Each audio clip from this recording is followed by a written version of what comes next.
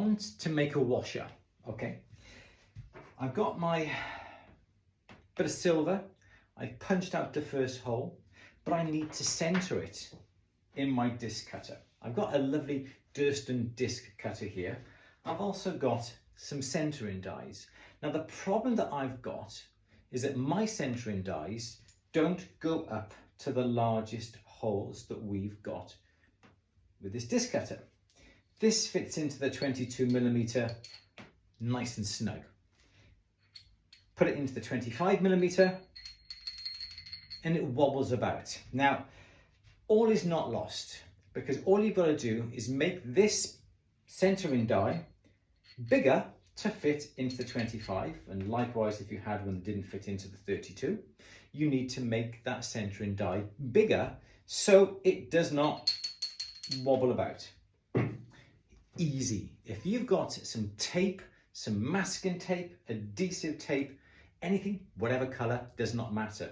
What you want to do is get the die and get the masking tape on the straight part, just like that there, and wrap it around nice and evenly, all the way around and around and around and around and around.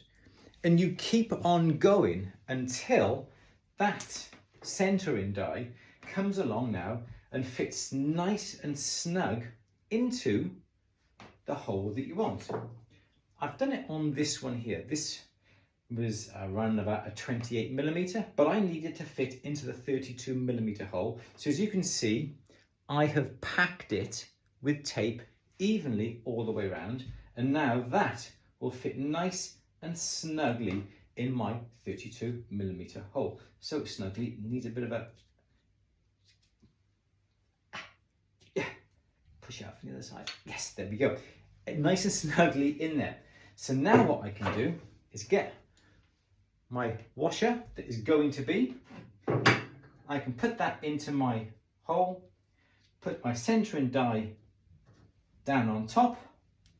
That now is nicely centered, as you can see.